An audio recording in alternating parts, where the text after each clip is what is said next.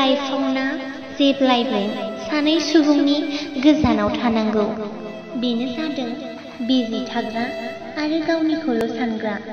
बिजि थाग्रा सुबुङा गावनि गोसो जाबा रायज्लायगोन आरो गावखौल' सानग्रा सुबुङा गावनि नांगौ समाव गोसोखांगोन।